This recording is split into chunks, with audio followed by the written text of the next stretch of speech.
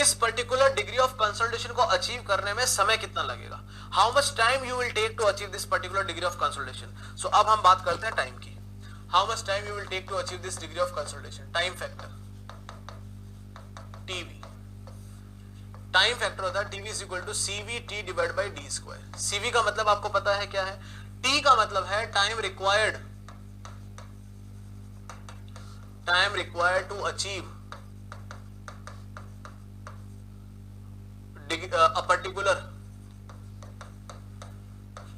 a particular या ऐसा लिख देते ना, achieve U degree of consolidation, U degree of consolidation, U degree of consolidation.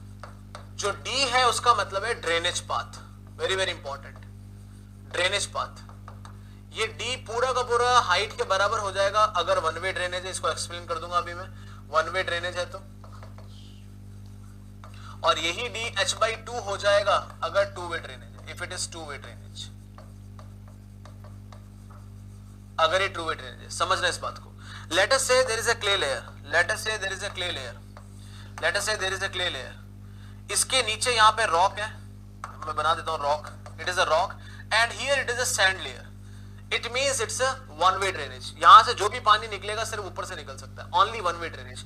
So in this case whatever the water even present over here, उस molecule को पूरा ऊपर जाके निकलना पड़ेगा, मतलब कि D आपका किसके बराबर है, H के बराबर है। This is a one way drainage.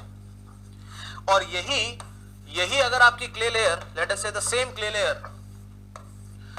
Clay layer है, इसके ऊपर ग्रेवल की लेयर है, नीचे सैंड की लेयर है, it means both soil are permeable at top and bottom.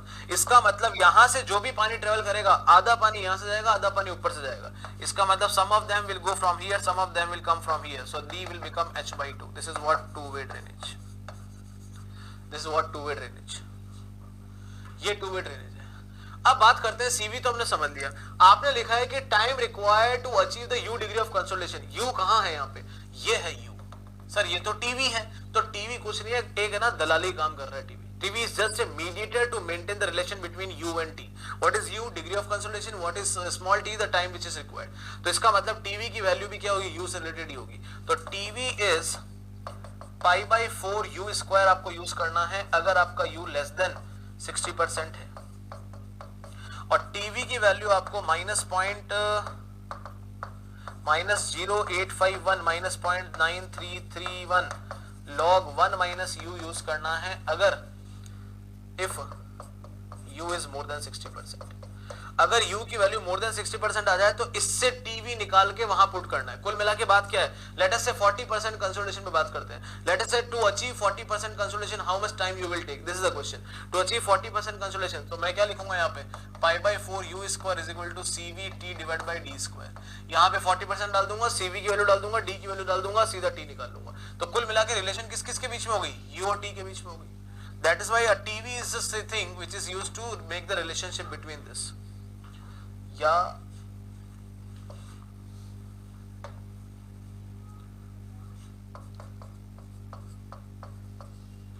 60% तक करोगे तो UV की वैल्यू 0.289 से कम ही आएगी।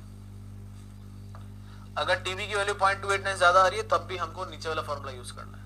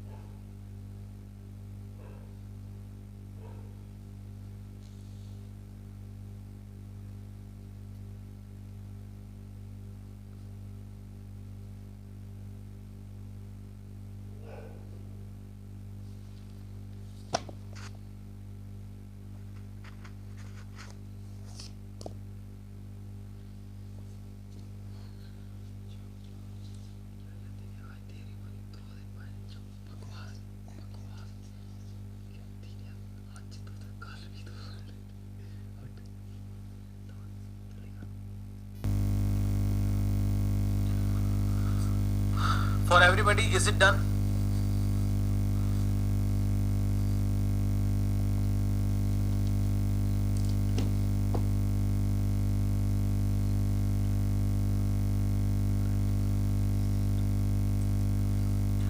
From 3:30 estimation class is there.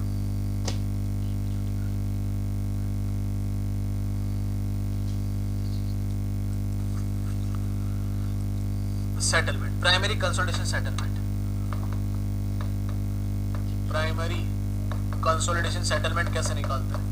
How to calculate that ultimate settlement? Ultimate settlement. Ultimate settlement निकालने का फॉर्मूला है mv इंटू, देखो कैसे फॉर्मूला बना, मेरी बात सुनो। देखो भाई, आपको पता है, you know the whatever the void ratio change will be there, जो वॉइड रेशियो में चेंज है वही तो सेटलमेंट है, जो वॉइड रेशियो में चेंज है वही तो सेटलमेंट है। अब वॉइड रेशियो में चेंज कैसे निकल सकता है? इस तरह से mv डेल्टा सिग्मा से मल्टीप्लाई करा दो, it will give you delta h divide by h not. पहला फॉर्मूला तो ये हो गया, this is the first formula, ठीक है। वी नो, अब देखो साइड में मैं क्या कर रहा हूँ, we know mv is equal to ab 1 plus e naught होता है, और ab को क्या लिख सकते हो, delta e divide by delta sigma 1 plus e naught. ये लिख सकते हैं नहीं लिख सकते हैं? कैन वी राइट दिस और नॉट? इसका मतलब ये हुआ कि मैं mv की जगह if I put the same value over here, इसका मतलब ये हुआ delta H divide by H not, वही mv की वैल्यू पुट कर रहा हूँ, delta E divide by delta sigma 1 plus E not. ये मैंने mv की वैल्यू यहाँ पुट कर दी, थोड़ा एरो अच्छे से बना देते हैं कि कौन सी mv की वैल्यू कहाँ पुट हो रही है। mv की value I am putting here multiplied by delta sigma dash. इसका मतलब यही चीज एक और फॉर्मूले में कन्वर्ट हो गई, delta H naught by H naught is equal to delta E divide by 1 plus E naught. Delta E मतलब क्या हो गया, maximum change in void ratio. So this is the second equation how to calculate the delta H. Now see here the same thing I can write in the other way also. कैसे? We know cc can be written as delta E divide by log of delta sigma, और I can से sigma naught dash sigma 1 dash, ठीक है। इस तरह से लिखा जा सकता है। अब अभी आप देख रहे हो, अभी हम देख रहे हैं, हम क्या देख रहे हैं, हम ये देख रहे हैं कि डेल्टा ई को कैसे लिखा जा सकता है। हाँ, इसीलिए delta E can be written as cc into log sigma 1 dash divide by sigma naught dash. इस तरह से हम डेल्टा ई को लिख सकते हैं। अगर मैं सेम वे में डेल्टा ई को लिखूं, if I put the delta E in the same way, और मैं इसी डेल्टा ई को यहाँ पुट कर दूं, यहाँ पे पुट कर दें, यहाँ पुट करें कि वहां पुट कर दें, इधर कर देते ना, उधर क्यों करना है। If I put the same delta E over here, same delta E over here, तो अब मुझे क्या रिलेशन मिल गया, देखो now what kind of relation I am getting, delta H divide by H naught is equal to, वो पूरा का पूरा डेल्टा ई लिखना है, cc log sigma naught dash sigma 1 dash divided by 1 plus E not. बस हो गया, यहीं से आपका तीसरा फार्मूला बन गया। From here only you got the third formula. What is the third formula? Delta H is equal to cc h naught divide by 1 plus E naught log sigma 1 dash divide by sigma naught dash. This is the third formula how you can calculate the settlement. This is the third way how you can calculate the settlement. ये third way है जिससे आप settlement calculate कर सकते हैं।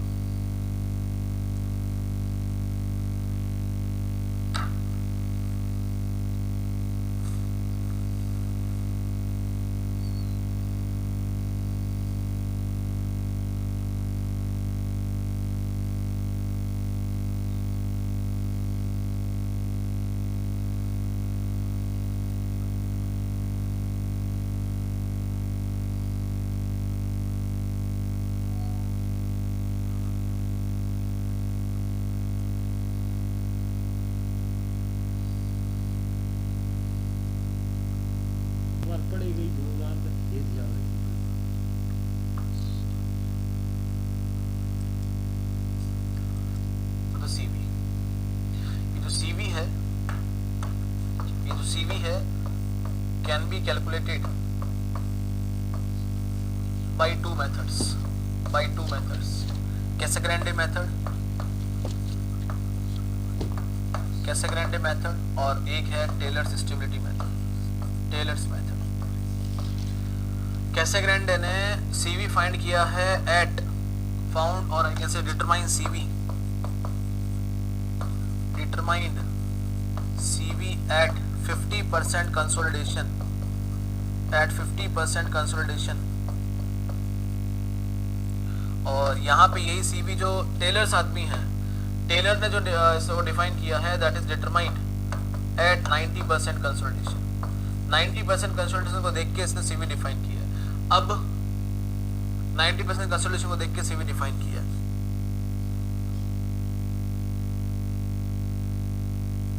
With logarithmic time fitting method और logarithmic square root of time fitting method, with या by logarithmic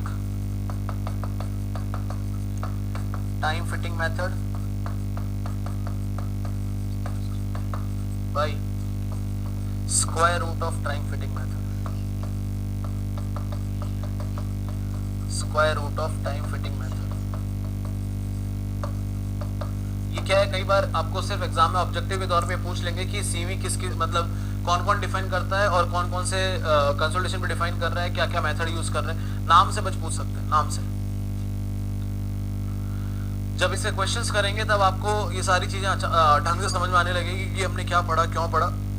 तो अभी तक की जो स्टोरी है मैं सिर्फ इतना सा बताता हूँ। अभी तक हमने ये पढ़ा है कि हमें सेटलमेंट निकालना है, sorry we have to calculate the settlement, for that we need either CC either MV.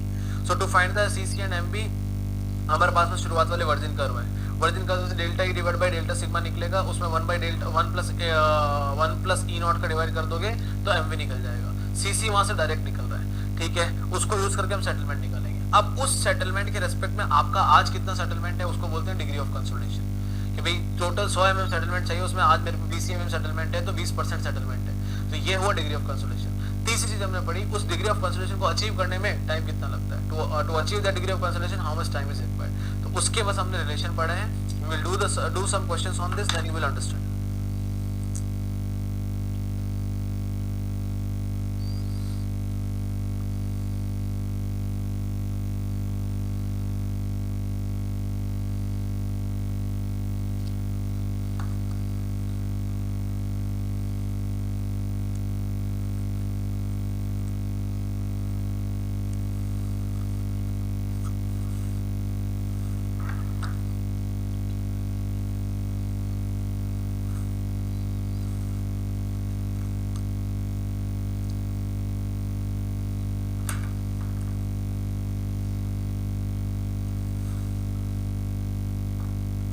Clear है? दो नोट लिख लेंगे, दो नोट लिख लेंगे, आप कहीं पे भी लिख सकते हैं। Settlement should be calculated always at centre of given layer, centre of given layer. अगर मैं बोल दूं कि 6 मीटर का क्ले लेयर है तो आपको 3 मीटर पे बीच में ही कंसोलिडेशन सेटलमेंट निकालनी। दूसरी, if construction time given question, construction time given, then calculation should start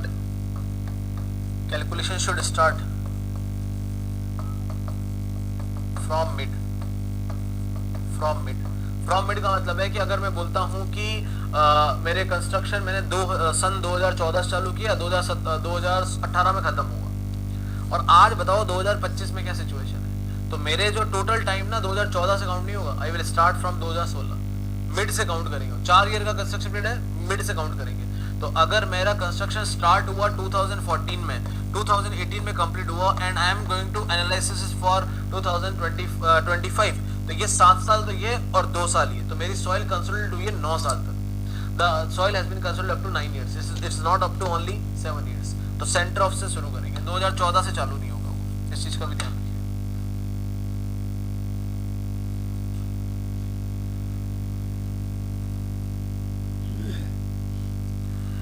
clear है for everybody?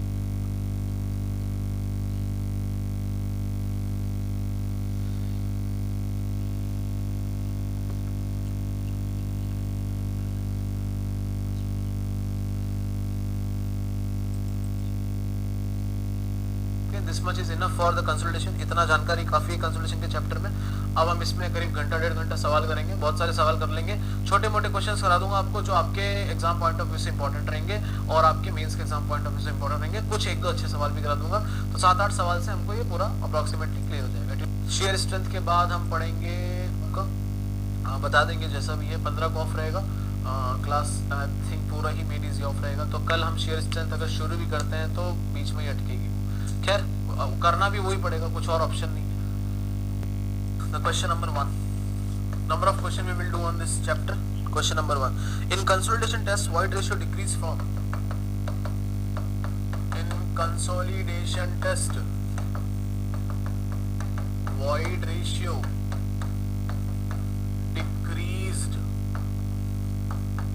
from 0.8 to 0.5 when the load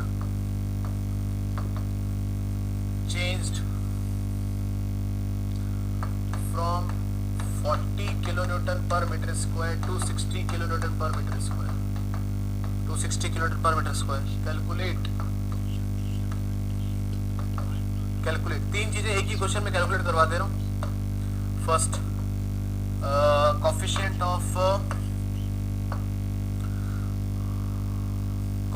of compressibility, coefficient of compressibility, coefficient of volume compressibility, और तीसरा चीज आपको calculate करना है, compression index, और चौथा चीज आपको कैलकुलेट करना है coefficient of consolidation if permeability of soil is 5 into 10 to the power minus 5 meter per second. Sorry, don't do this. Same to you. Have a nice day to you also. Shrikanta, good morning. Oh, Mr. Nadim, good morning.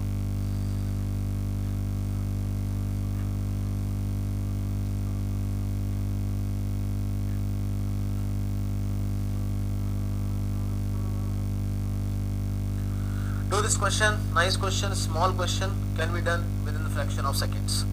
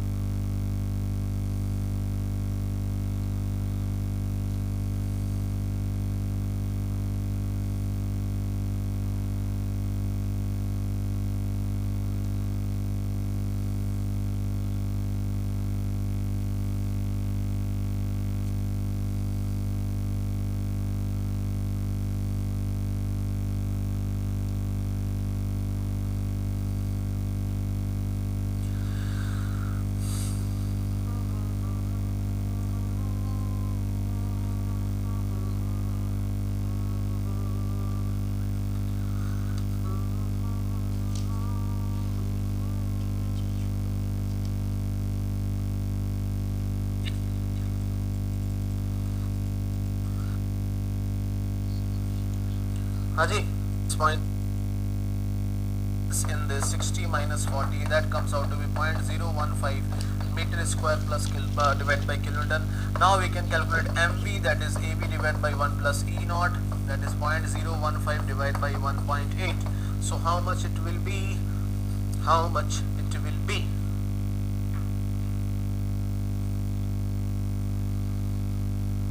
This comes out to be 0.00833 meter square per kilonewton.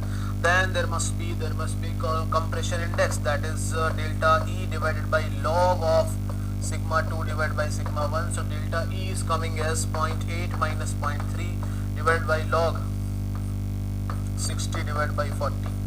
So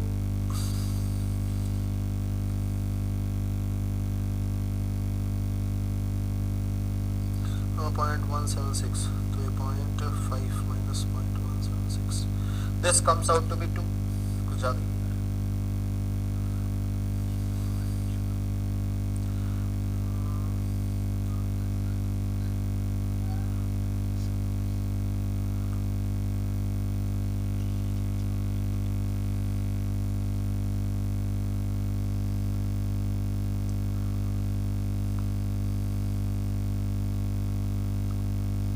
1.70 it is. 1.70 it is. Then coefficient of consolidation, that will be K divided by mv gamma w. K value is 5 into 10 to the power minus 5 divided by mv value is coming as 0.00833 and the gamma w value is 9.81. So how much it will be? How much it will be, that we can see.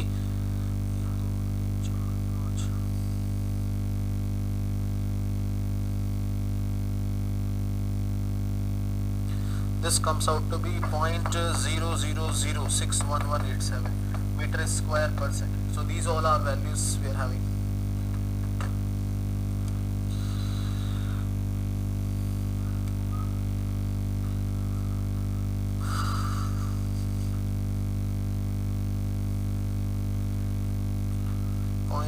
divided by 20, 0.0025 आ रहा है.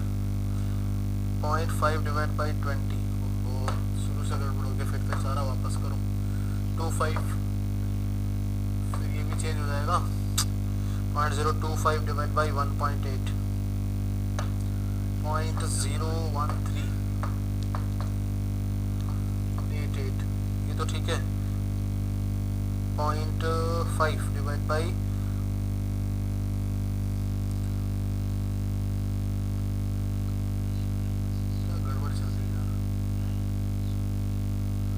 Void ratio कितना, अरे यार चलो question में यहाँ पे 0.3 लिख लेना. I have done everything with 0.3, so please in question itself you can correct this by 0.3 value. Question में गड़बड़ लिख दिया मैंने. 0.5 डिवाइडेड बाय ये हो रहा है 20. अब 0.025 ठीक है. Now let's see in question please I did it up to 0.3 so that now the things can be correct. अभी बाकी सब चीजें उसके हिसाब से ही कर दी, इसलिए 0.5 divided by 0.176, this comes out to be 2.84. फिर अब इसको भी सुधारो. This also has to be corrected. 1388, तो ये आया 0.01388 divide by 9.81.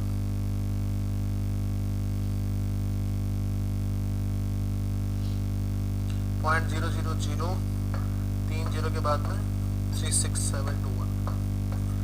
Okay, so these kind of answers are coming. हाँ ठीक है.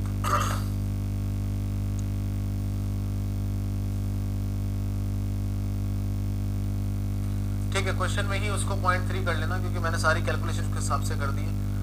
ठीक है, जो भी आंसर है, आंसर से कोई मतलब नहीं मेरे को. आपको समझ में आना चाहिए कि करना क्या है.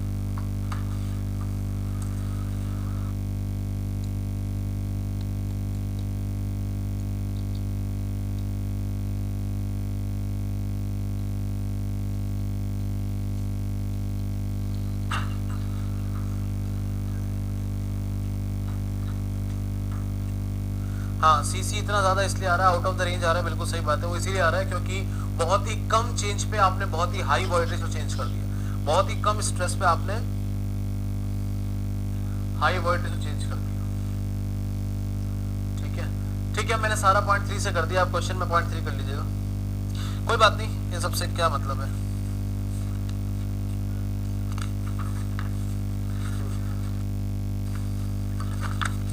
Question number 2.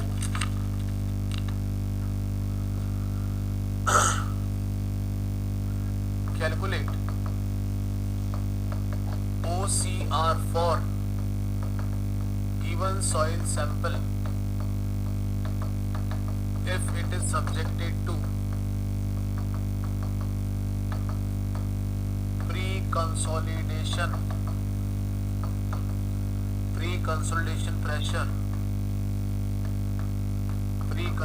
pressure of 90 kilonewton per meter square. This is the soil which is subjected here. ये soil है, यहाँ से पूरी सैचुरेटेड है, गामा सैचुरेटेड की value 21 kilonewton per metre cube है और this is what 5 metre. Calculate this, OCR निकालना है, you need to calculate OCR value.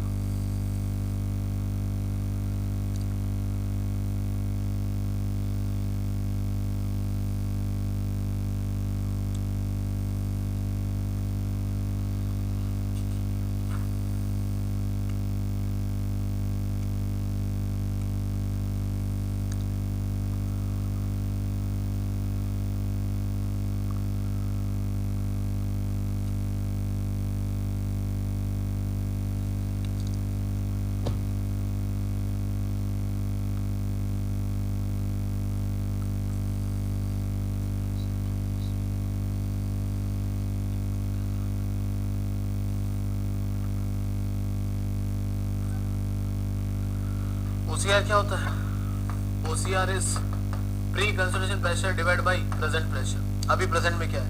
तो प्री कंसोलिडेशन आपका 90 है, प्रेजेंट में क्या है? प्रेजेंट में है इफेक्टिव स्ट्रेस कितना है यहाँ पे, इस जगह पे कितना आएगा? 21 इंटू 5 माइनस 10 इंटू 5। अगर गामा डब्ल्यू हमने टेक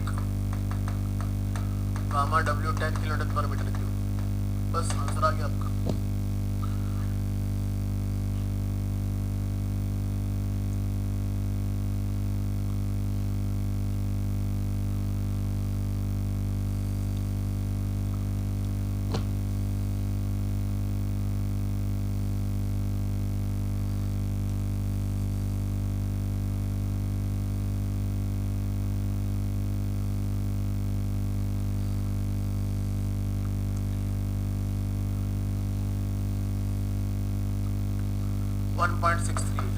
अगर ये 1.63 आया तो आप मुझे बता सकते हो किस तरह की सॉइल है? अंडर कंसोलिडेटेड सॉइल है, क्योंकि अभी जो स्ट्रेस है वो 1.63 आया तो ओवर कंसोलिडेटेड सॉइल है, ओवर कंसोलिडेटेड सॉइल है, बिकॉज अभी जो स्ट्रेस लग रहा है वो पुराने लगे हुए मैक्सिमम स्ट्रेस से क्या है? कम है। What is the stress right now? 55 only. तो अभी 55 स्ट्रेस है, ये पुराने स्ट्रेस से क्या है? बहुत ही कम है। पुराने स्ट्रेस से कम है, इसका मतलब इसका पेट भरा हुआ है, अभी ज्यादा नहीं खा रहा है, इसका मतलब ये ओवर कंसोलिडेटेड सॉइल है। अगर मैं इसी ओवर कंसोलिडेटेड सॉइल का आपको सेटलमेंट पूछ लूं तो आप उसमें सीसी यूज नहीं करोगे, in that case you will use CR. CR is a recompression index. जो भी रिकम्प्रेशन इंडेक्स आपको क्वेश्चन में गिवन होगा that you need to choose, ठीक है? ओसी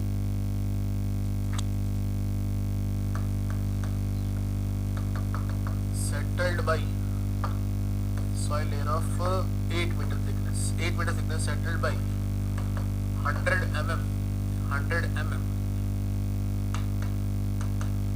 Calculate the void ratio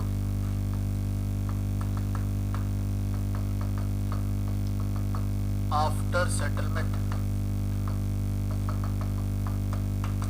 if initial void ratio is initial void ratio was 0.8.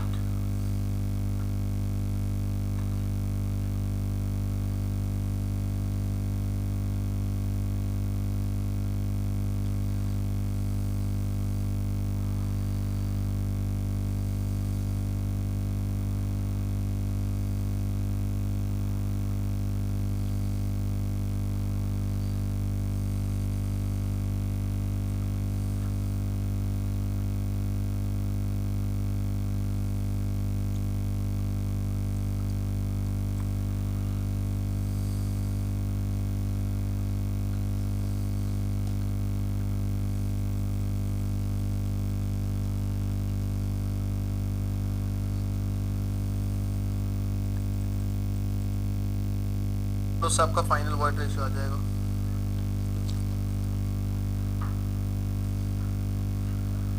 Final void ratio आ गया 0.0225। ये चेंज इन वॉइड रेशियो आया है, ये है ना 0.1 इंटू 1.8 डिवाइड बाई 8। हाँ, ये चेंज इन वॉइड रेशियो आया। इसका मतलब ई फाइनल कितना हो गया? आप 0.8 से शुरू किए थे और उतना उसमें डिक्रीमेंट आ गया, उतना उसमें डिक्रीमेंट आ गया। 0.8 से शुरू किया था माइनस 0.025।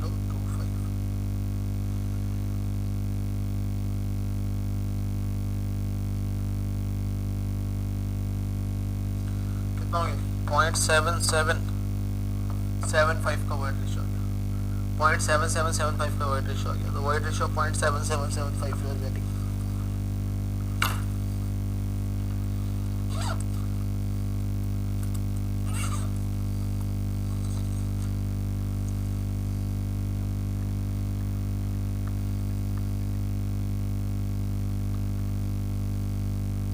क्लियर है सभी को?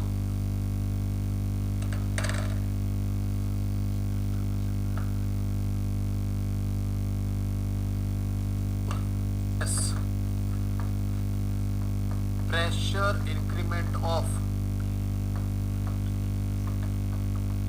80 kPa, 80 kPa. Calculate settlement if CC P0। बस अब जो क्ले लेयर दे रखी है वो इस तरह से दे रखी है, ये ग्राउंड लेवल है, ये वाटर टेबल है, और ये 5 मीटर की क्ले लेयर है। This is 5 metre clay layer having gamma sat equal to 20 kilonewton per metre cube. ये मान लीजिए आपको इस सिल्ट की लेयर है, this is a layer of silt. यहाँ का गामा डी मान लीजिए 17 kilonewton per metre cube and gamma sat मान लीजिए 19 kilonewton per metre cube. This is 1 metre, this is 2 metre. Do this.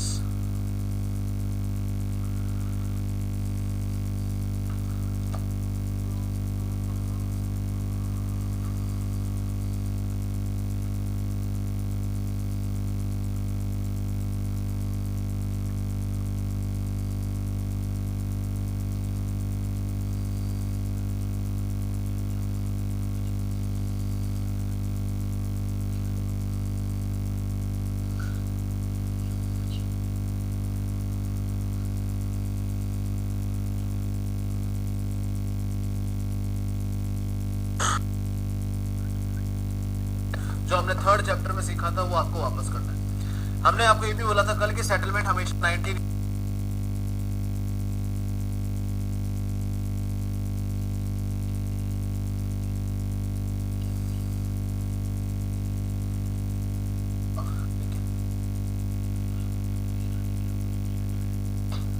Got it? Is this clear for everyone?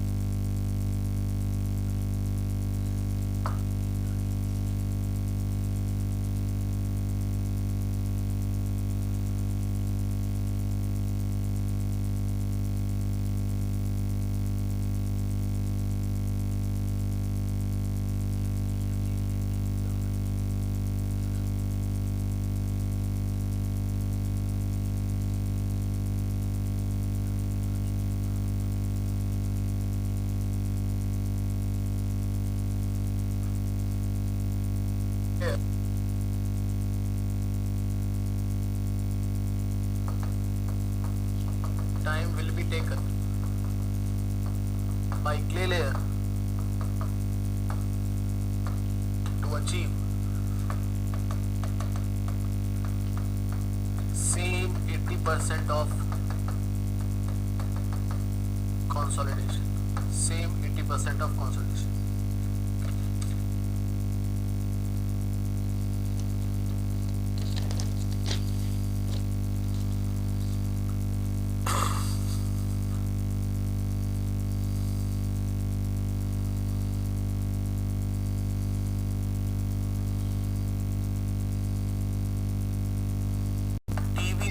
CVT divide by D square, खत्म। अब देखो TV किस पे depend करता है? You pay. Either it will be pi by 4 you square और it will be that long formula minus 0.0851 वाला। तो इसमें कौन सा फार्मूला लगेगा? 80% है तो उस वो लंबा वाला फार्मूला लगेगा। लेकिन पहले भी 80% ही पूछा है, दूसरी बार भी 80% ही पूछा है, मतलब टीवी तो चेंज ही नहीं हो रहा है, टीवी तो सेम है। हमको निकालना है time. How to calculate the time? Time will be equal to TV D square divide by CV. अब इसमें टीवी तो चेंज नहीं हो रहा, what about the drainage depth? वो चेंज हो रही है। कैसे? पहले शायद वन वे ड्रेनेज में किया होगा, इसीलिए आप बोला है कि डबल ड्रेनेज कर रहे हैं, इसका मतलब ये जो है चेंज हो रहा है। What about CV? CV change हो रहा है क्या? भयंकर तरीके से चेंज हो रहा है। सीवी चेंजिंग ड्रास्टिकली, क्योंकि सीवी क्या होता है? के divide by MP gamma W, और यहाँ पे के भी चेंज हो रही है, एमपी भी चेंज हो रही है। तो एक बार देख लेते हैं एक बार इसी को लिखने का एक तरीका देख लेते हैं। लिखने का तरीका क्या हो जाएगा, टीवी डी स्क्वायर। अब इसको क्या लिख सकते हैं, K divided by M V gamma W. K divide by M V gamma W ऊपर चला गया, एम वी गामा डब्ल्यू। अब इस पूरे में अगर देखा हूं, अगर पूरे में देखूं तो टीवी नहीं बदल रहा है, गामा डब्ल्यू नहीं बदल रहा है, बाकी सब चेंज हो रहे हैं, बाकी सब चेंज हो रहे हैं। तो मैं ये लिख सकता हूं कि in our given situation T is proportional to D square M V divide by K. इसका मतलब मैं लिख सकता हूं T1 divide by T2 D1 square divide by D2 square MV1 divide by MV2 multiplied by K2 divide by K1, क्योंकि K से क्या है, इनवर्सली प्रोपोर्शनल है। K से क्या, इनवर्सली प्रोपोर्शनल। तो बस यहाँ पे 10 साल लग रहे हैं आपको, यहाँ कितने साल लगेंगे वो निकालना है। तो पहले डेप्थ आपकी मान लीजिए D थी, तो अब डेप्थ हो गई है उसकी आधी, बिकॉज डबल ड्रेनेज है। तो पहले अगर मान लो चलो D ले लेते हैं, D थी, अब हो गई है D/2 का होल स्क्वायर। पहले MV था, पहले MV था मान लीजिए, अब कितना हो गया, 4 टाइम्स हो गया उसका, तो 4 टाइम्स ऑफ MV। पहले K था, अब हो गया 10 टाइम्स ऑफ K, अब हो गया 10 टाइम्स ऑफ K। तो सभी चीजें निकाल लो। If you calculate this, then T/2 this is coming as 4, this is coming as 1/4, this is coming as 10। इसका मतलब T/2 आ गया 1 साल। वही 80% कंसोलिडेशन एक ही साल में हो जाएगी अगर आपने 10 गुना ज्यादा परमेबल कर दिया, 4 गुना ज्यादा आपने उसको कंप्रेसिबल कर दिया तो, और उसकी डेप्थ आप जो ड्रेनेज सिस्टम है आपने डबल कर दिया, तो 1 साल में वही टाइम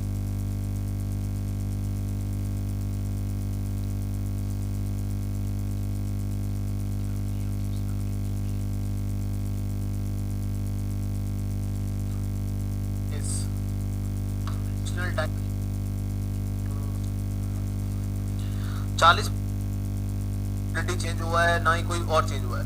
मतलब सीवी भी चेंज नहीं है और अपना ये ड्रेनेज डेप्थ भी चेंज नहीं है। सीवी भी चेंज नहीं है और ड्रेनेज डेप्थ भी चेंज नहीं है। TV is equal to CV T divide by D square. ना तो अपना सीवी कोई चेंज हो रहा है, ना ही डी चेंज हो रहा है, बोथ आर कंप्लीटली गॉन। इसका मतलब टीवी इज प्रोपोर्शनल टू क्या आ रहा है, स्मॉल टी आ रहा है। तो TV1 divide by TV2 is equal to T1 divide by T2, बस ये करना है। तो TV1 आपका कितना है, 40%। 40% होता है तो टीवी की वैल्यू कितनी रखते हैं हम, अगर ये 4% 40% होता है तो टीवी की वैल्यू कितनी रखते हैं, π/U1 स्क्वायर। फिर आपको बताना है कि अगले 15% के लिए, मतलब आपको कहाँ जाना है, 55% में जाना है। अगर आपको 55% में जाना है, इसका मतलब अभी भी क्या रहेगा, π/4U स्क्वायर ही रहेगा, because it is less than 60%। तो ये π/4U2 स्क्वायर आ गया is equal to T1 divide by T2। तो ये दोनों तो आपस में कैंसिल हो गए, ये दोनों तो कैंसिल हो गए। इसका मतलब U1 square divide by U2 square is equal to T1 by T2। तो ये 180 दिन है, ये मुझे निकालने हैं, ये 55 है और ये 40 है, 40%। अब चाहो तो पॉइंट में भी ले सकते हो, 0.40 भी लिख सकते हो, वही लिख देता हूँ तो कंफ्यूज हो गए, 0.40 0.55 लग जाता।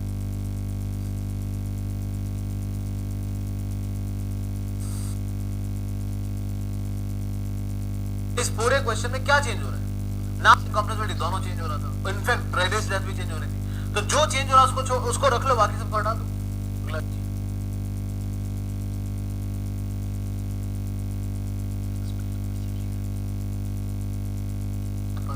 परमेबिलिटी पे डिपेंड कर रहा है, ये तो हमने कल बताया ही था।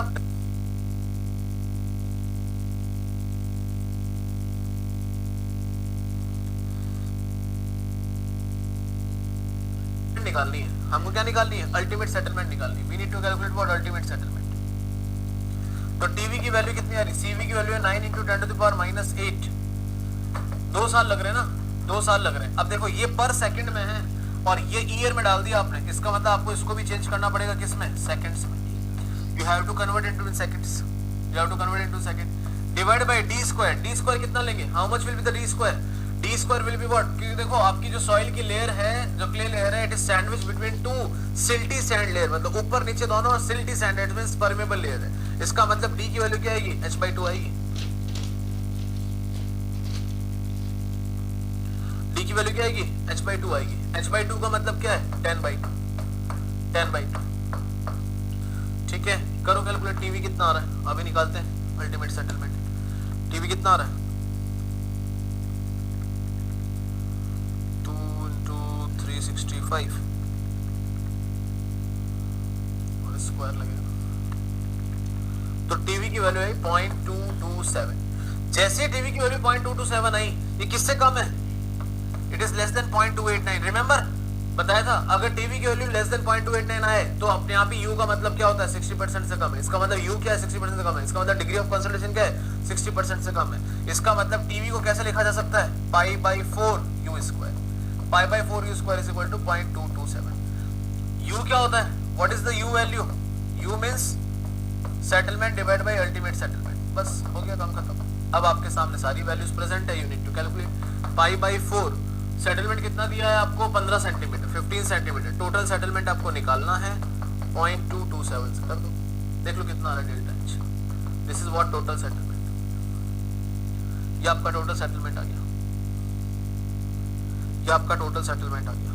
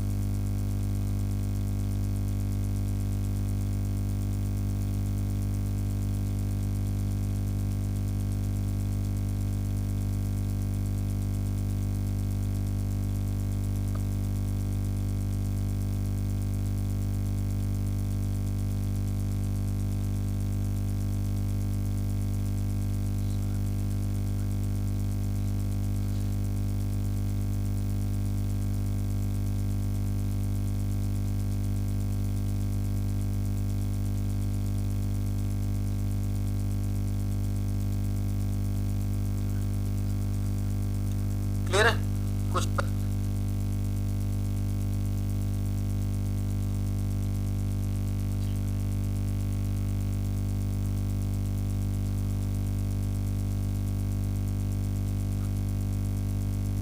Pressure at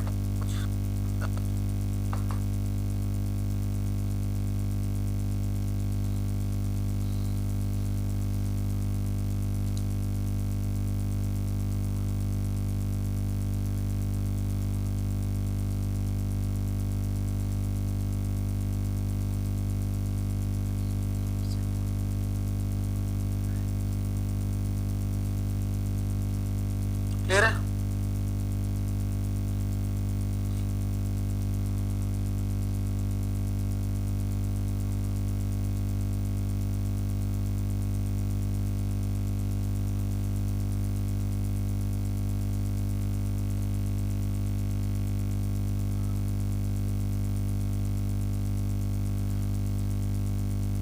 everybody is it clear? एक फॉर्मूला कल मिस हो गया था, एक फॉर्मूला कल मिस हो गया था, आप लिख सकते हैं इमीडिएट सेटलमेंट। इमीडिएट सेटलमेंट कल नोट्स में ऐड कर सकते हैं इसको। Immediate settlement is S I is Q B 1 minus mu square E divide by I T, E divide by I T, sorry I T divide by E, उल्टा लिख दिया, हमेशा मैं गलती करता हूँ इसमें, पता नहीं क्यों। आई टी डिवाइड बाई ई, जिसमें लिख लीजिए, बाकी सब चीजें भी लिख लीजिए।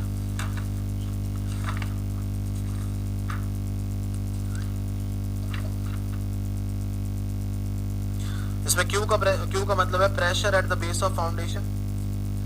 It is the pressure at base of foundation. It is the width of foundation. It is Poisson ratio. Is influence factor और ये है modulus of velocity. Module of velocity तो वो कंप्रेशन, जब आप कॉम्पैक्शन करते हो इलास्टिसिटी, कॉम्पैक्शन करने से जो इमीडिएट सेटलमेंट आती है उसका वैल्यू है। हमने प्राइमरी सेटलमेंट देखे सारे, इमीडिएट सेटलमेंट का वैल्यू है।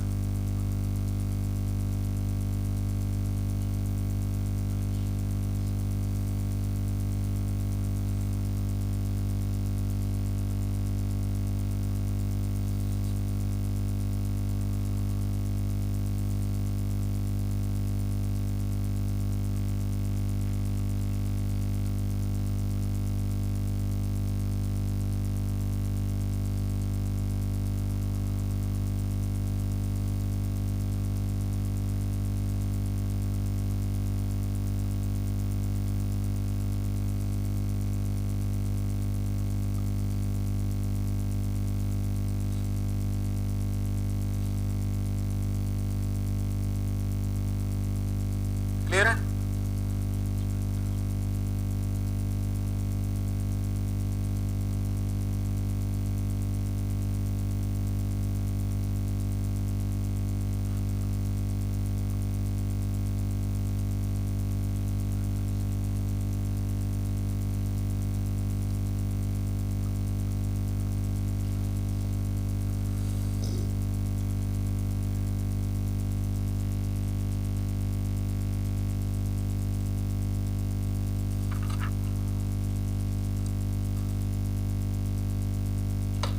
फ्लो नेट के बारे में लिख लेंगे। फर्स्ट ऑफ ऑल इसके लिए आपको लाप्लास इक्वेशन पता होनी चाहिए। लाप्लास इक्वेशन पता होनी चाहिए। Laplace equation for 3D flow, for 3D flow Laplace equation होती है kx del s square divide by del x square, ky del h divide by del y square, kz del x square divide by del z square is equal to 0। ये Laplace equation है। इस Laplace equation में देखो इन्होंने तीन अलग अलग जगह की अलग अलग परमिबिलिटी दी है। अब ये तीन लेयर नहीं है, ये एक ही लेयर है, एक ही लेयर है। यहाँ पे x डायरेक्शन, यहाँ y डायरेक्शन और यहाँ z डायरेक्शन।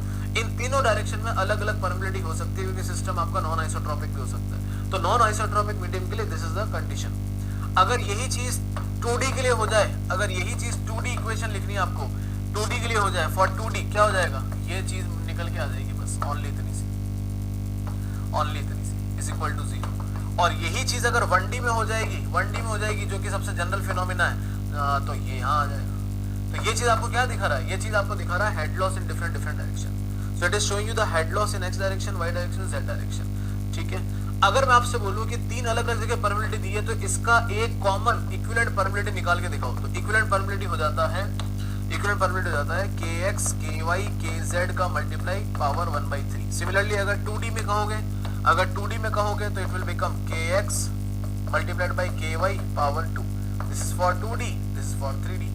ये आ जाएगा 3D के लिए। इक्विवेलेंट परमिबिलिटी बोलते हैं। अब इसको ये मत समझना सर आपने इक्विवेलेंट परमिबिलिटी उसमें परमिबिलिटी वाले चैप्टर में तो k1 z1 लिखा है, तो वो अलग अलग लेयर में, ये सेम लेयर के तीन डायरेक्शन में चल रहा है, तो मैं उसका एक कॉमन परमिबिलिटी निकाल रहा हूं।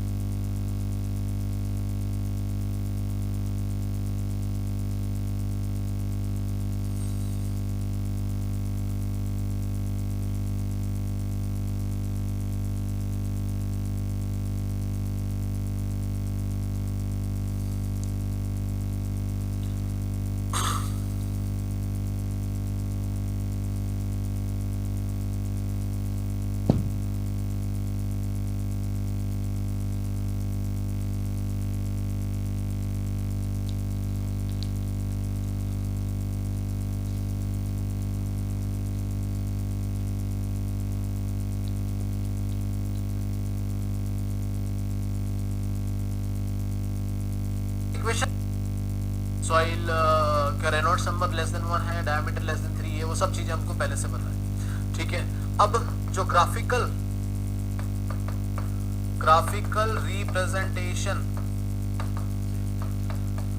Of Laplace equation is flow net. Graphical representation होता है लाप्लास इक्वेशन का, जिसको हम फ्लो नेट बोलते हैं। फिर आगे देखो, this design of protective layer. मैं फिर से बार बार बोल रहा हूँ, 50% ऑफ द सिलेबस जो है अभी बाकी, ठीक है। मतलब आप क्या, मतलब एक तो पहली बात तो इससे सवाल नहीं आते प्रोटेक्टिव लेयर वाली से, फिर आते हैं तो मैं अभी खत्म कहाँ हुआ यार।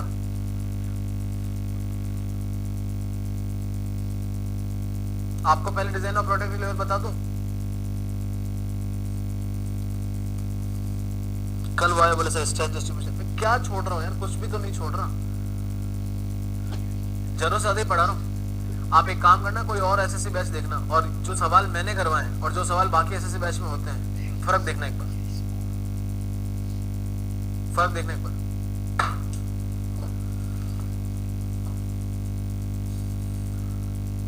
परमिटिविटी में हमने इतने सारे सवाल किए, एक बार डिफरेंस देखना क्वेश्चन के लेवल में।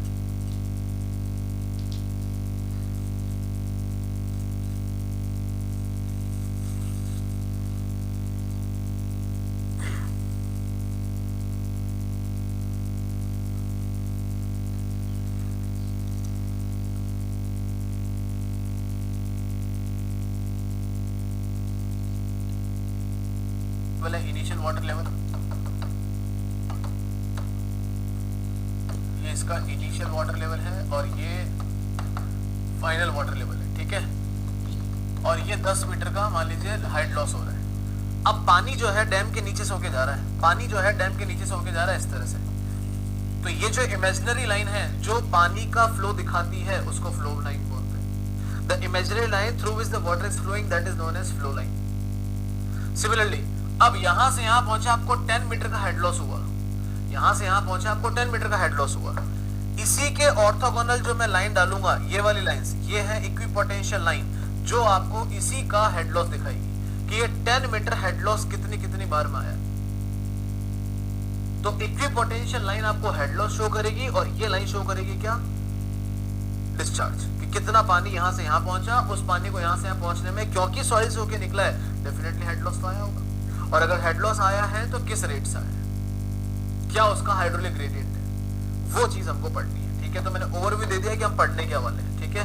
तो अब देख रहे हैं फ्लो नेट, तो ये सब फ्लो लाइंस हैं, these all are flow lines. लिख देते, 4 बना लो, 4 बना देते, चलो, these all are flow lines, ठीक है। इन्हीं के परपेंडिकुलर, इन्हीं के orthogonal, these all are what, equipotential line. ये क्या है, इक्विपोटेंशियल लाइन है, ठीक है।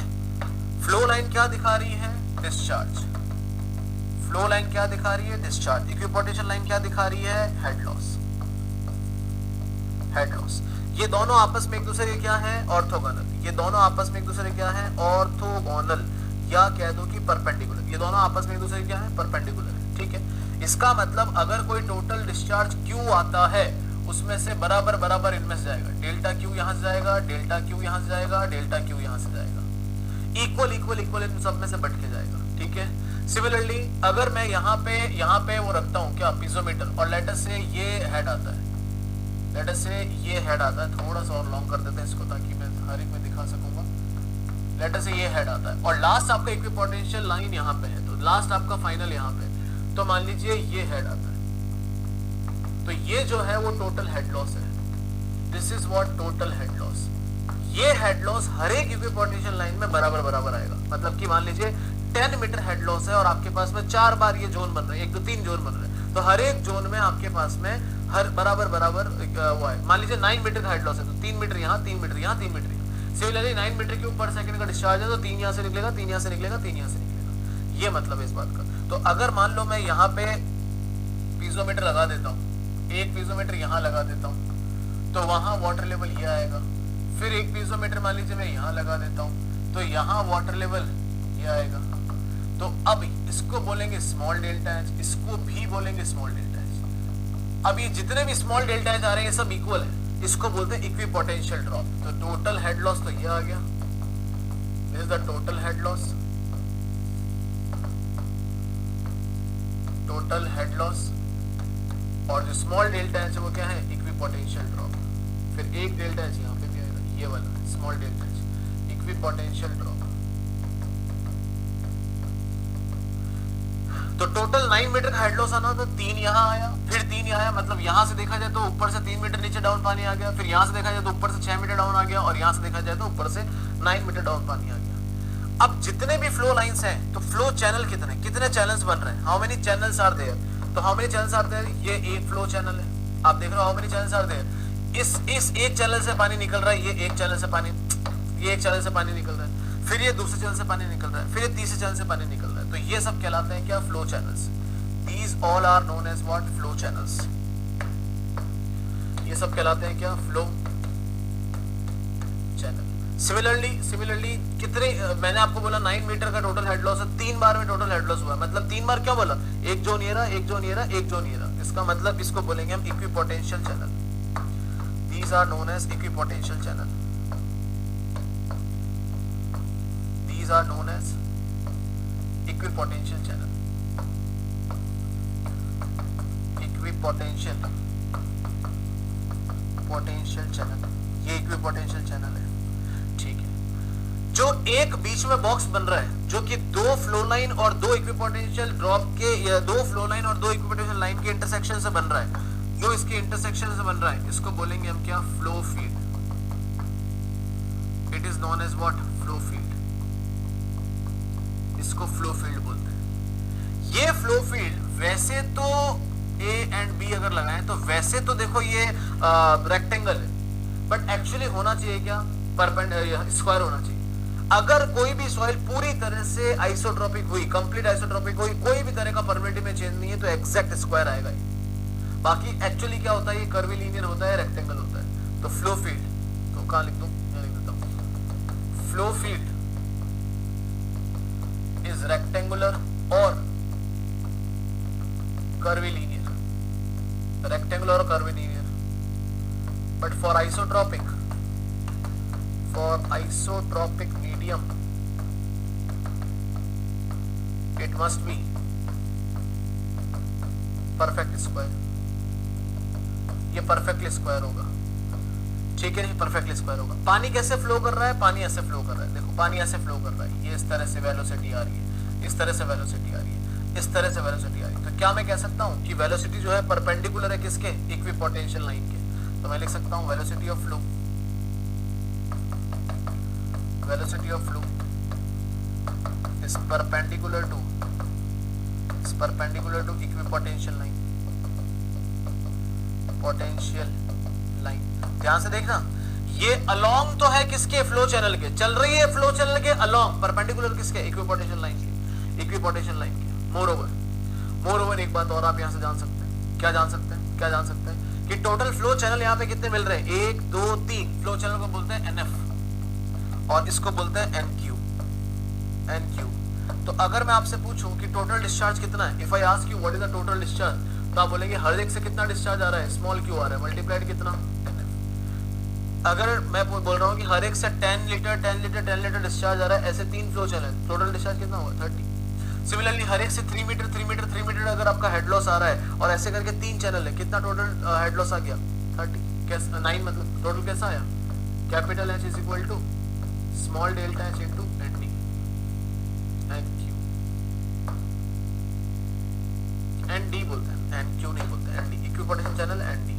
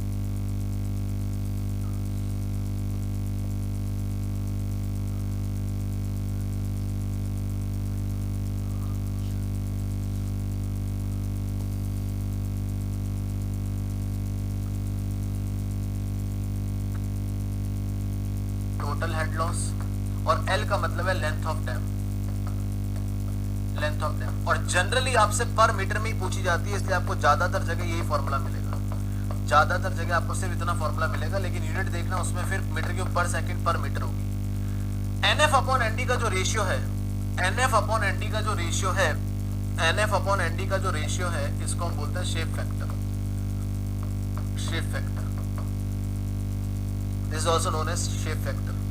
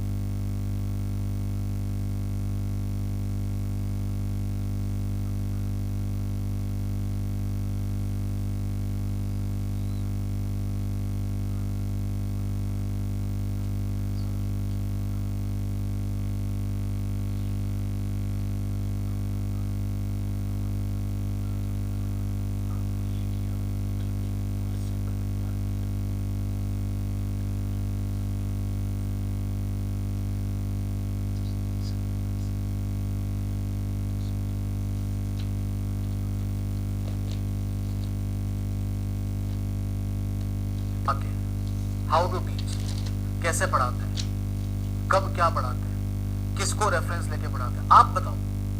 हम लोग तो बेवकूफ हैं, हमको तो कुछ आता नहीं, तो आप आओ एक लेक्चर लो, क्योंकि फिर क्या होता है, लेक्चर तो आपने पढ़ लिया, फिर बाद में अरे ये सर तो केवल सिलेबस ही लिखाए जा रहे हैं, सिलेबस भी टाइम पे पूरा नहीं कर रहे हैं, 1 घंटे से सिलेबस ही बताए जा रहे हैं। क्यों भाई? उनका अपना पढ़ाने का स्टाइल है, हमारा अपना पढ़ाने का स्टाइल है, किसी और का अपना पढ़ाने का स्टाइल है। आपको क्यों ज्ञान देना है? और अगर ज्ञान देना ही है तो उनको दो ना डायरेक्ट। आप सीधा सर को क्यों नहीं बोलते? डायरेक्ट सर को बोलना चाहिए आपको कि सर आप ही क्या सिलेबस बताए जा रहे हो, पहले बताते हो कि आज क्या पढ़ेंगे, फिर वो पूरा भी नहीं पढ़ पाते। इतना ज्ञान आप में आता कहां से? और इतना ही अगर ज्ञान है तो पहले ही पढ़ लिए होते। ये सब क्यों करते हो यार? मतलब इतना बुरा लगता है जान के, इतना इंसल्ट फील होता है जान के, और क्योंकि वापस आके यहीं पे खड़े होना है आप ही लोगों के सामने। या तो आप पहले ही दिन मैसेज कर दिया करो, फर्स्ट डे आप ना उसमें मैसेज डाल दिया करो, sir these are the condition to teach our batch, we have this condition, if you are agree then please sit here, please stand here, otherwise go to hell. हमें नहीं पढ़ना आपसे। ये वो कर रहे हैं, ये फ्लो चार्ट बनवा दे रहे हैं, ये सर पकड़ ले रहे हैं, ये वो हो जा रहा है, ये वो हो जा रहा है, ये वो हो जा रहा है, तो आप पहले ही बता दिया करो ना यार।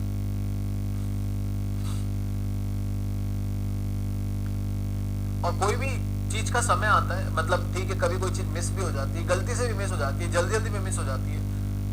तो जैसे मेरे को अनुज ने मैसेज किया कि सर आप वो पंपिंग आप पढ़ाओगे क्या? अब आइडियली वो एनवायरनमेंट में हो जाना चाहिए, नहीं पढ़ा है कोई बात नहीं, अब मैं उसको बीच में अगर नहीं पढ़ाऊंगा तो मेरा फ्लो टूटेगा। तो मैं लास्ट में एक बार उसको कवर कर दूंगा कि पंपिंग इन टेस्ट और पंपिंग आउट टेस्ट क्या होता है।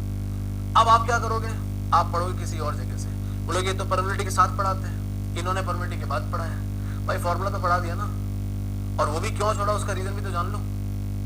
अब ये फ्लो नेट मैंने क्यों पढ़ाया? बहुत ज्यादा सवाल नहीं है आपके इसके प्री के एग्जाम में, है भी नहीं, सिर्फ इसलिए पढ़ाया गया फ्लो नेट क्योंकि कल किसी ने बोला सर वो डैम अर्थन डैम के अंदर का फ्लो नहीं बताया आपने। जानना सब है, जानना सब है, अभी देखो आइसोक्रोन बता दो, ठीक है आइसोक्रोन तो चलो ठीक है टॉपिक का पार्ट है, ये बहुत ही फ्यू आस्किंग क्वेश्चन है, बट मैं आपको इसमें भी बेहतर से बेहतर करा दूंगा ताकि आपको इसमें भी दिक्कत ना आए, ठीक है।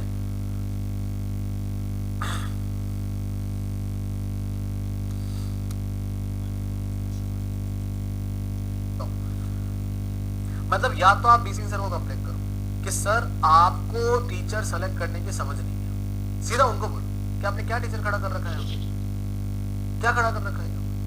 ये तो एक, अब देखो आपको याद होगा सॉइल का जब पहला लेक्चर था तो I don't know the name of person, उसने कहा था सर सिलेबस पूरा लिखवाओ पहले, याद है, और मैंने एकदम कैमरा के सामने आके सारा सिलेबस पढ़ दिया था। और अब एक टीचर आपको पहले आने से पहले बताता है कि आज क्या पढ़ेंगे, तो वो भी किसी को बुरा लग रहा है। आप घर पे भी ऐसे ही करते हो क्या? घर पे मान लो दादी जी ने बोल दिया ये सब्जी बनानी है, मम्मी ने बोल दिया सब्जी बनानी है, और आपकी कुछ और इच्छा थी, फिर आप मम्मी की बुराई करते हो क्या ऐसे कि मम्मी तो पता नहीं क्या है, कभी दादी की सुनती है, कभी हमारी सुनती है, कभी पापा की सुनती है, पता नहीं कहाँ की सुनती है। ऐसा होता है क्या?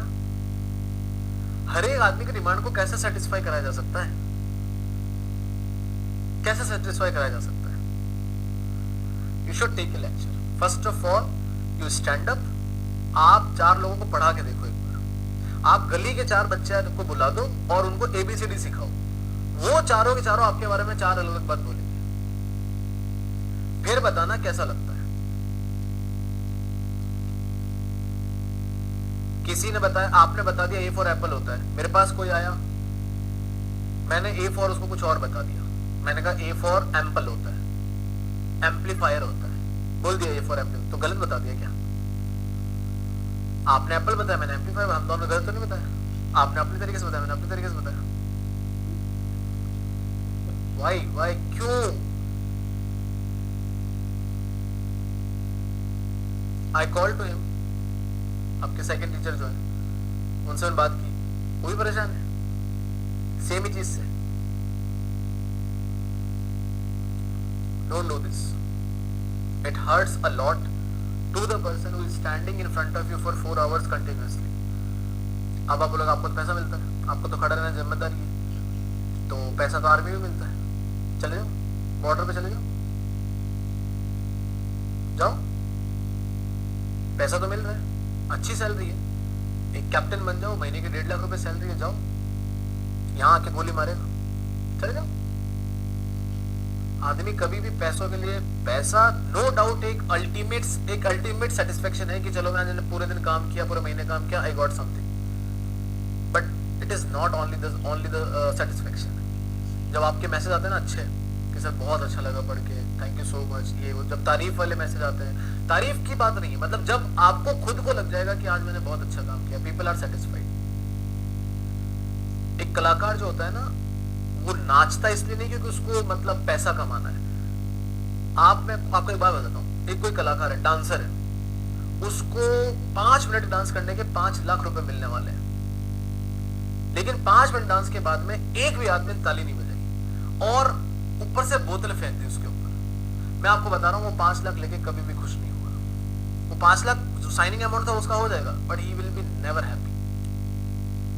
उसको लगेगा 5 लाख तो आ गए, वो तो काम किया, उसका पैसा मिल गया, लेकिन लोग खुश नहीं हुए।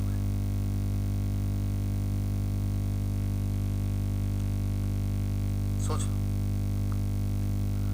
और इतना तो मैं टेक केयर कर रहा हूं, मैं अपनी तरफ से ही टेक केयर कर रहा हूं इतना, बाकी कौन मतलब किसको फर्क पड़ रहा है बताओ मुझे, किसको फर्क पड़ रहा है? कोई क्यों अपना टाइम वेस्ट करेगा यहाँ पे?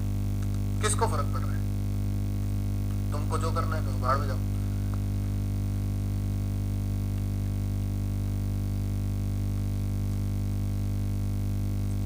करता मुझे ये करवा दे, शाम तक हो गया क्या? उन्होंने भी तो सेटिस्फाई नहीं किया ना आपको, तो क्या कंप्लेन करते हो क्या अपने सीनियर को, मम्मी को, कि मम्मी आपने सिखाया था कि सुबह उठते ही भगवान को हाथ जोड़ने, 2 अगरबत्ती लगानी है, 1 हनुमान चालीसा पढ़नी है, ये करना है वो करना है। मैं रोज हनुमान चालीसा पढ़ रहा हूँ, मेरी तो सैलरी नहीं बढ़ रही, मेरा तो सिलेबस ही खत्म नहीं हो रहा, मेरा तो सिलेक्शन ही नहीं हो रहा। करते हो कंप्लेन ये वाली? कभी किया ऐसा? पापा को मैं पूरे साल से बोल रहा हूँ मुझे साइकिल दिला दो, मुझे बाइक दिला दो, पापा मान ही नहीं रहे। क्या आदमी बिठा रखा आपने घर में? आप कहते हो तुम्हारे पापा हैं, लग तो रहा नहीं। कभी करते हो कंप्लेन?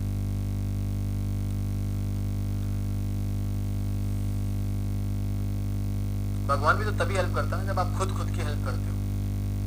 आप खुद सुनो, खुद समझो, पढ़ो, तभी हेल्प होगी ना। मैं बता रहा हूँ जब आपका एसएससी का पेपर होगा ना, मैं खुद आपको कॉल करके बताऊंगा कि एसएससी के पेपर में कितने सवाल नोट्स आए, कितने सवाल नोट्स नहीं आए। Out of 100 question of civil engineering you will find more than 95 question from the notes. चलो 92 कर देता हूँ। और आपसे अगर 92 भी हो जाए, अटेंड भी हो जाए, तो आप मुझे आके कहना सर मैंने 92 अटेंड किए। क्या दे देंगे बाहर से? 7-8 क्वेश्चन इसलिए बोल रहे हैं क्योंकि वो कई बार आउट ऑफ द बॉक्स कुछ भी इधर उधर का देते, कुछ भी दे देंगे जो ना कभी किसी ने पढ़ा, ना वो ढंग से सिलेबस में है, तो दे दिया बस।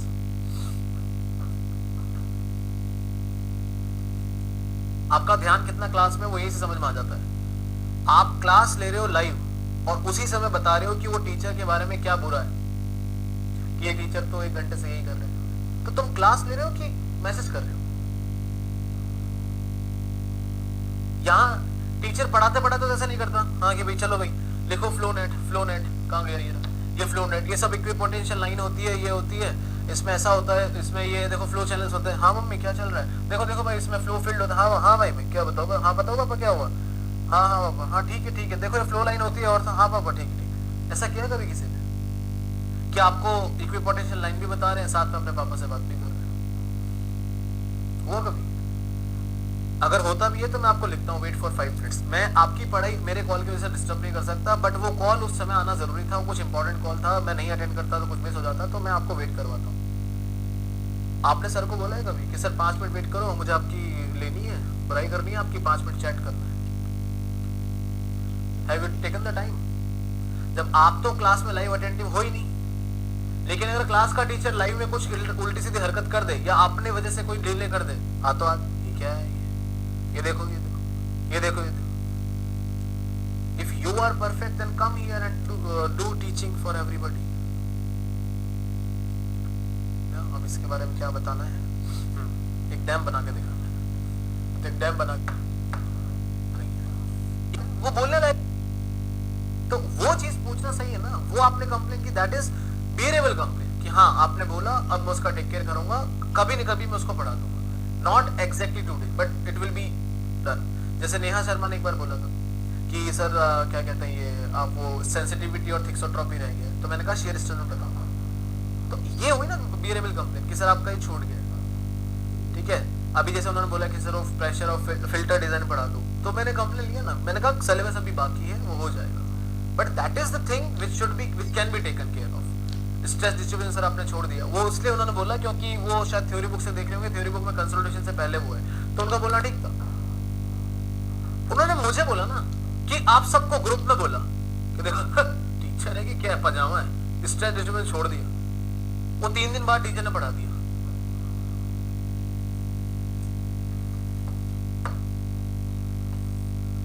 ये इक्विपोटेंशियल लाइंस है, these are the equipotential line. Congratulations, happy independence day. देखो फॉर्चुनेटली तिरंगा बन गया, ऐसा कोई मोटिव नहीं था बट अपने आप ही बन गया, खैर बहुत अच्छी बात है। तो अगर आप यहाँ देखोगे, क्योंकि मैंने बोला है कि फ्लो फील्ड क्या होने चाहिए, एकदम स्क्वायर होने चाहिए, तो ये सारे तो मान लो एक जैसे हैं, आप देख रहे हो ये सारे एक जैसे हैं, अप्रोक्सीमेटली एक जैसे हैं, लेकिन जो लास्ट वाला फ्लो फील्ड है उसकी लेंथ, आप चाहे इधर देख लो चाहे इधर देख लो, जो लास्ट वाला फ्लो फील्ड है जहां से पानी को फाइनली बाहर निकलना है, जहां से पानी को फाइनली बाहर निकलना है, ये रहा पानी, जहां से पानी को फाइनली बाहर निकलना है, फाइनली बाहर निकलना है, वो लास्ट वाला पॉइंट का फ्लो फील्ड का लेंथ क्या है, बहुत ही कम है। That flow field length is very very less. अब आप ये सोचो कि हाइड्रोलिक ग्रेडियंट क्या होता है, हाइड्रोलिक ग्रेडियंट होता है delta H divide by L. ये स्मॉल डेल्टा एच क्या है, इक्विपोटेंशियल ड्रॉप, ये तो हर जगह सेम है, इक्विपोटेंशियल ड्रॉप तो हर जगह सेम है, लेकिन अगर कहीं पे लेंथ बिल्कुल कम हो गई है, मतलब ये इक्विपोटेंशियल ड्रॉप क्या, ये आई की वैल्यू क्या कर गई, बहुत ड्रास्टिक इंक्रीज कर गई है। इसका मतलब ये हुआ कि ये जो जोन है ये सबसे डेंजरस है। This zone is very very very very dangerous. क्यों डेंजरस? क्योंकि यहाँ पे जो आई की वैल्यू है वो बाय डिफॉल्ट ही इंक्रीज कर रही है, और कल को कहीं ये आई की वैल्यू इंक्रीज कर करके आईसी के इक्वल हो गई तो मैं तो बर्बाद हो जाऊंगा। तो ये तो बहुत डेंजरस जगह हो गई। इस आई को जो सबसे लास्ट वाले फ्लो फील्ड के लिए निकाला जाता है उसको बोलते हैं exit gradient, that is known as exit gradient. जो सबसे लास्ट वाला फ्लो फील्ड है that is known as exit, उस पे जो ग्रेडियंट आ रहा है वो that is known as exit gradient, and उसकी वैल्यू ज्यादा होना लाजमी है। क्यों लाजमी है? क्योंकि उसका length of the flow field क्या बहुत ही कम है, तो उसका आईसी के करीब पहुंचना बहुत ही नॉर्मल सी बात है, पहुंच सकता है। और इसीलिए जो अभी किसी ने बोला था कि सर वो ड्रेनेज फिल्टर की डिजाइन, इसीलिए ये वाले पोर्शन को हम कुछ ना कुछ तरीके से सेव भी करते हैं, बिकॉज यहां पे पाइपिंग फेलियर के चांस क्या है? सबसे ज्यादा है। Here the chances of piping failure is very high, तो इसको बोलते हैं exit gradient. So what is the exit gradient? It is a gradient, it is a hydraulic gradient at the last flow field where the water is taking exit from the soil। ये last flow field है, ठीक है। चलो एक बात और बता देता हूं, जैसे मान लीजिए फिर से ये डैम है, यहां से फ्लो लाइन आ रही है, जो सबसे पहली फ्लो लाइन है, the very first flow line जो है उसको हम बोलते हैं phreatic line, that is known as phreatic line. सबसे पहली फ्लो लाइन को फेरेटिक लाइन बोला जाता है। फेरेटिक लाइन के ऊपर कोई पानी नहीं है और फेरेटिक लाइन के नीचे तो सारा पानी है, क्योंकि पहली फ्लो लाइन तो वही है। तो जो भी फ्लो लाइन है, फर्स्ट फ्लो लाइन, उसको फेरेटिक लाइन बोलते हैं। उसके ऊपर there is no water, below there is water, it means below there is a hydrostatic pressure, above there is atmospheric pressure. उसके ऊपर सिर्फ एटमॉस्फेरिक प्रेशर होता है। देखिए एग्जिट ग्रेडियंट, देखिए exit gradient,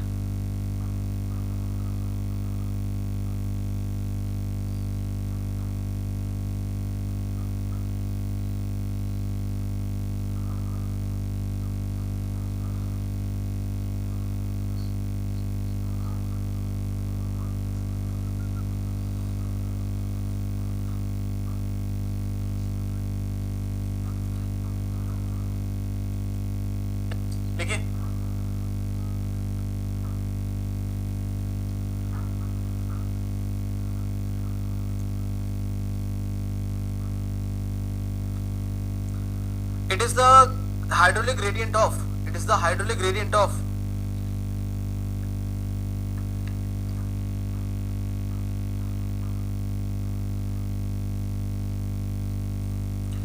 it is the hydraulic gradient of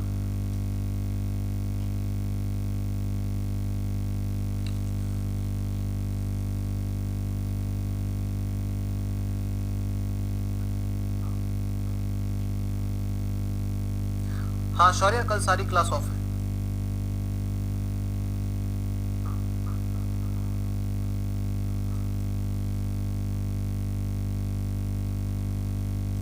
of last flow field,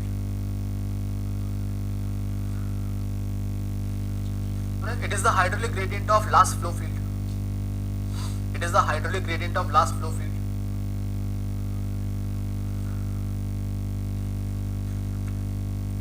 last flow field.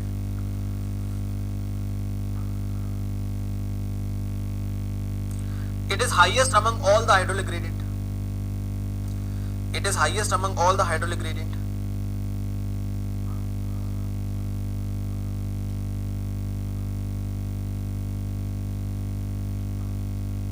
Hence, it has the highest chance to reach nearby IC.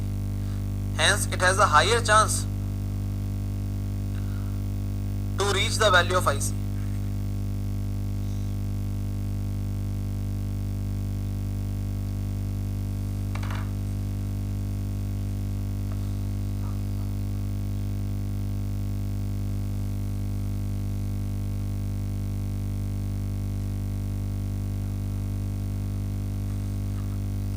Hence, it is the highest chance to reach at IC.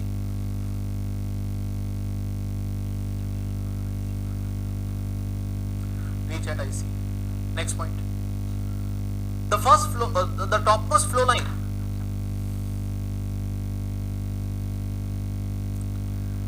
The topmost flow line is known as ferritic line.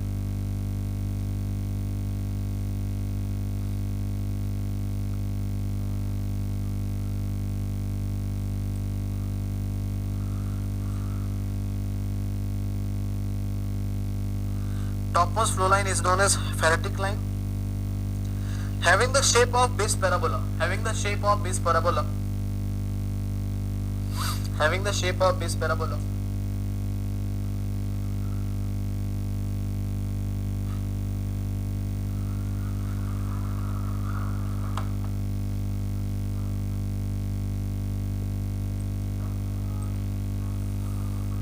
Having the shape of base parabola.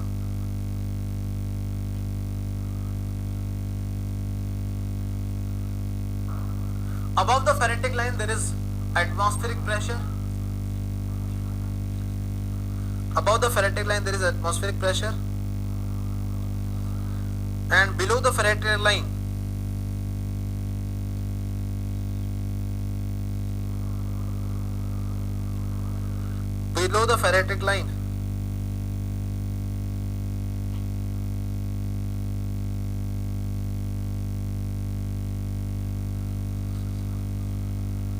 there is hydrostatic pressure. अच्छा, इसको बचाने के लिए क्या करें? What we can do to save it? We can increase the length of this. How to increase the length of this?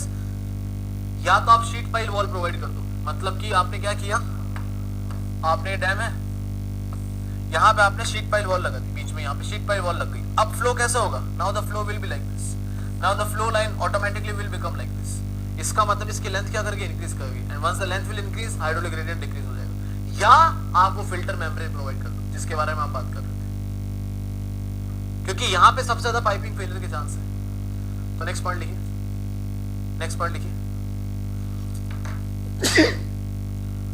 In order to prevent the piping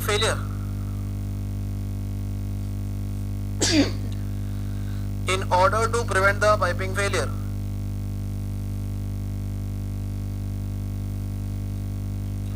sufficient length of vertical cutoffs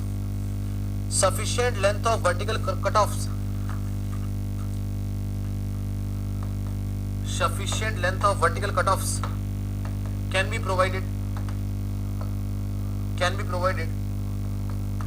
in form of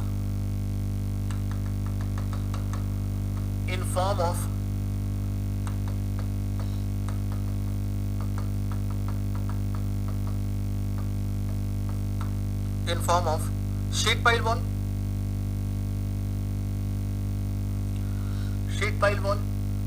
which increases the length of flow,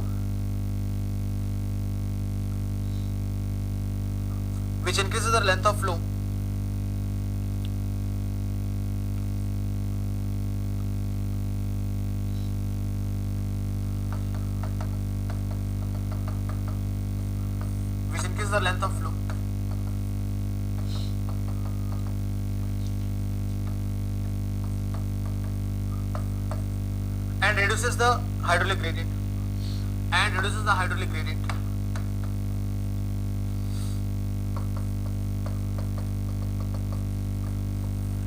Other than sheet pile wall,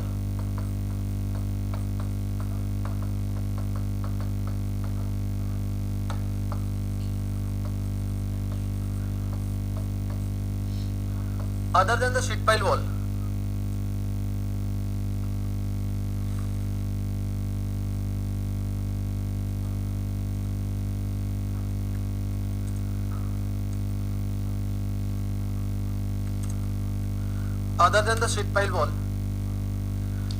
inverted filter can also be provided.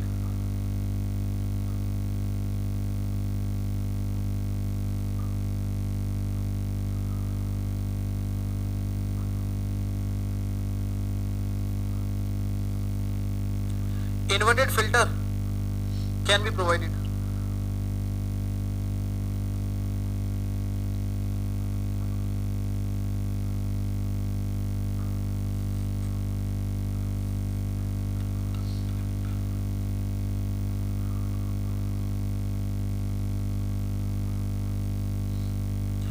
Inverted filter can be provided.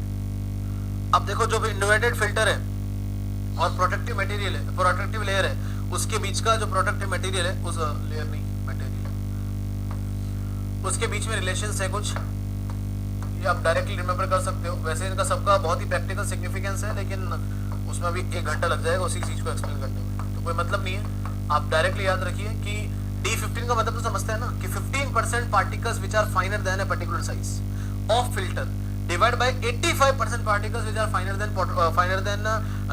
than this particular size of productive layer, इसका ratio 5 से कम होना चाहिए। इसका मतलब D15 और filter क्या होना चाहिए, ज्यादा होना चाहिए, 5 टाइम्स ज्यादा, किससे, इस 85 वाले से। ठीक है, सिमिलरली D15 और D15 अगर दोनों कंपेयर कर लो तो 4 से 20 के बीच का वैल्यू आना चाहिए, और अगर D50-50 कंपेयर कर लो तो 25 आना चाहिए।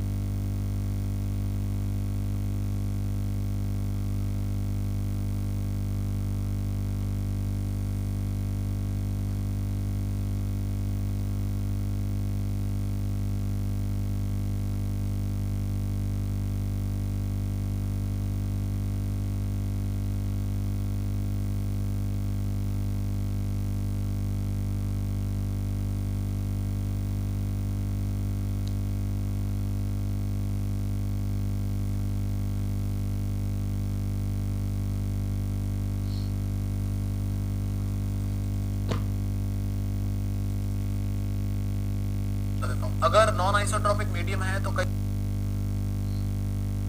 ठीक है, चलो अब सवाल कर लो, एक और करा दे तो क्या, एक और चीज करा देता हूं। अगर नॉन आइसोट्रोपिक मीडियम है तो कई बार फ्लो लाइन अपना रास्ता बदल देती है। In case of non isotropic medium, right down, in case of non isotropic medium the flow line में inclined like as given, the flow line में इंक्लाइंड एज गिवन,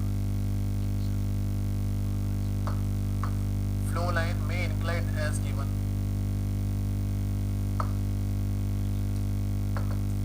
अगर ये सब सॉइल है, इसका अगर परमिबिलिटी K1 है, इसका परमिबिलिटी K2 है, तो डेफिनेटली जैसे ही सॉइल का मोड चेंज हुआ पर फ्लो लाइन अपना रास्ता बदल देती है। In case of non isotropic medium, right down, in case of non isotropic medium the flow line में inclined like as given, the flow line में इंक्लाइंड एज गिवन,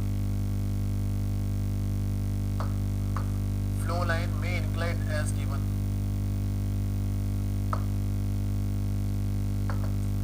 अगर ये सब सॉइल है, इसका अगर परमिबिलिटी K1 है, इसका परमिबिलिटी K2 है, तो डेफिनेटली जैसे ही सॉइल का मोड चेंज हुआ ये फ्लो लाइन अपना रास्ता बदल देगी। तो उस केस में K1 डिवाइड बाई K2 कितना डिफ्लेक्शन आएगा, K1 divide by K2 tan alpha 1 divide by alpha 2। अब ये अल्फा 1 अल्फा 2 क्या है, ये इस नॉर्मल से लिया गया एंगल, ये यहां से लिया गया एंगल है, दिस इज अल्फा 1 और अल्फा 2।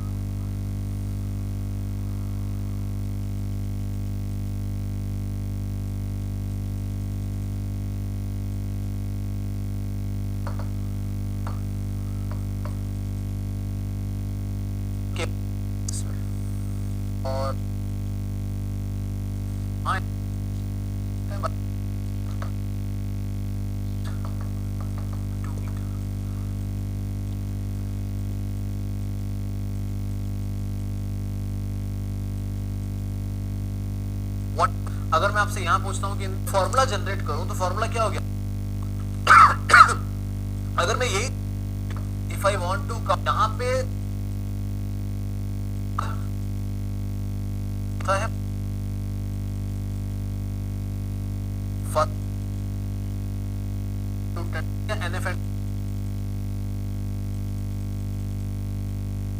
नाम से यहां पे करवाए तो इसका 6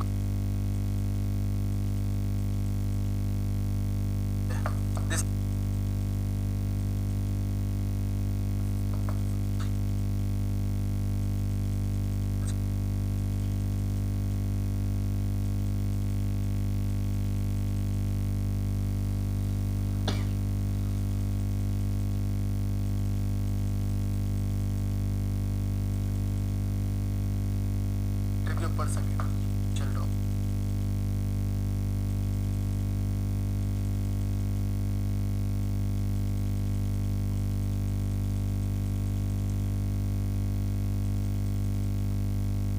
आप में से कोई एक इंटेलिजेंट बच्चा पॉइंट है जो कि यहां से नीचे है 3 मीटर,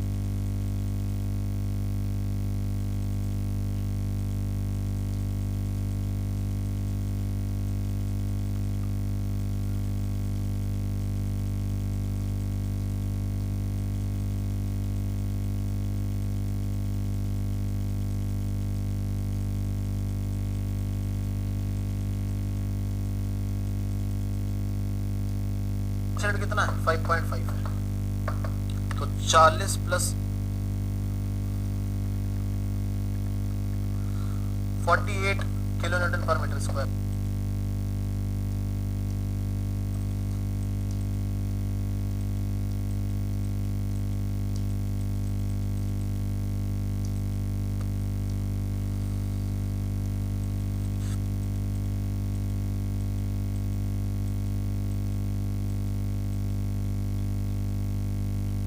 को कांच में, ठीक है।